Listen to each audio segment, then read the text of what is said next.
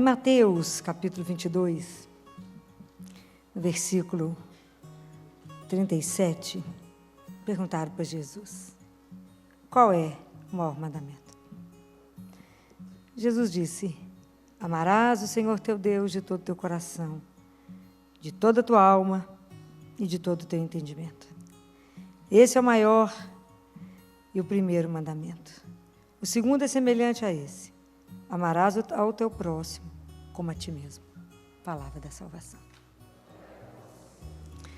Quando a gente escuta isso aqui, a gente observa a delicadeza de Jesus, não é?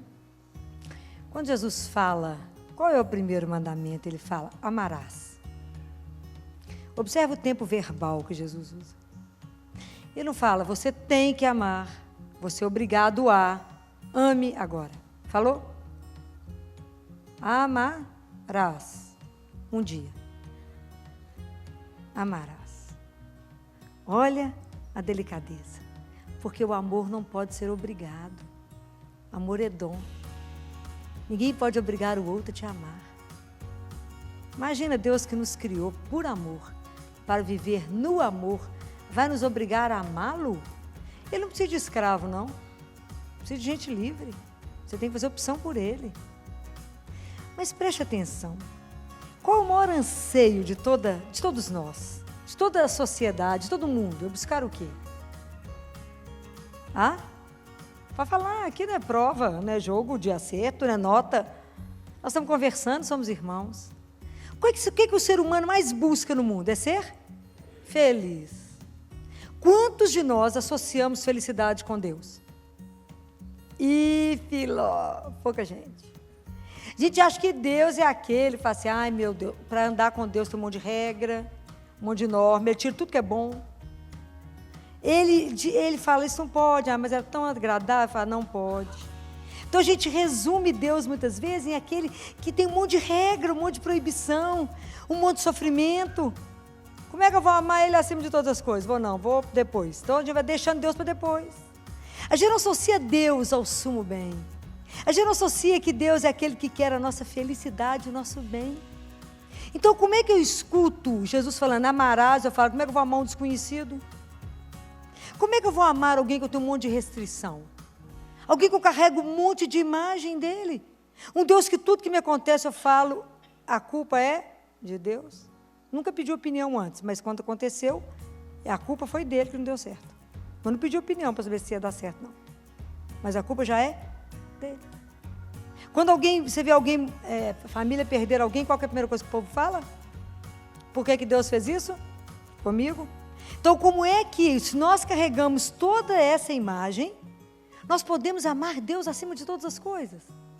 Porque quando eu falo em amar, quando Jesus falava amar a Deus, isso não está... O que significa isso, amar a Deus? Não estou falando de um sentimento vazio, de emoção, de ritos, de cor, não. É uma relação com uma pessoa viva. É aprender a confiar e entender que eu tenho um Pai. Aprender a entregar e viver a minha vida a partir de um centro. Aonde que eu coloco a minha vida centrada? Ele, no meu Pai, em Deus. Ele é o meu Senhor. Ele é Deus. Então a minha vida é centrada a partir dele. Então eu tenho que estabelecer essa relação de confiança para poder amá-lo acima de todas as coisas. Para poder conhecê-lo. E viver como um filho em relação a um pai. Nós não vivemos desse jeito. Por isso que a gente vive tão infeliz. A gente não acredita no fundo da alma que Deus só quer o melhor. Presta atenção. Se acreditássemos tudo que nos acontecesse, inclusive de ruim, falaríamos o quê? Deus me deu, Deus levou. Deus quis dessa forma, louvado seja o nome do meu Deus. Mas a gente já começa a brigar. Eu não merecia isso, por que ele fez isso comigo? Eu pedi tanto, rezei tanto, fiz aquela novena, fiz tudo direitinho, insisti missa e Deus não me escutou. Não é assim? Então Jesus fala: um dia vocês irão amá-lo. Um dia. E ele fala: vocês vão amá-lo com todo o seu coração, com toda a sua alma e com todo o seu entendimento. Quando Jesus fala que a gente vai amar a Deus com todo o nosso coração, é porque nós vamos amar Jesus a partir de onde eu estou. Vocês imaginam se se vai precisar ou se a gente vai conseguir ser perfeito para começar a amar a Deus. Não vai amar nunca. Então eu tenho que amar a Deus a partir da minha miséria. Eu amo a Deus com todo o meu coração, com tudo que há dentro dele, com a luz e com a sombra, com o que tem de bom, com o que tem de ruim. Eu entrego tudo, eu falo, Senhor, eu te amo a partir de onde eu estou, caído em pecado, atolado, desanimado, descrente, sofrendo, daqui eu quero te amar. Porque o dia que a gente fizer isso, ele virá. Aí ele vai começar a fazer morada em nós. Sabe quando a nossa casa está desordenada? Já tentou fazer uma faxina ou tentar mudar a casa inteira? Pintando a casa por, né, de perna para o ar, tirou cortina, tirou tapete. Sabe quando você tira tudo? Mais ou menos assim. Quando você está com a sua vida dessa forma, toda virada do avesso, permite que ele entre. Porque se ele entrar, ele vai ordenar a sua vida do jeito que ele sabe que é melhor.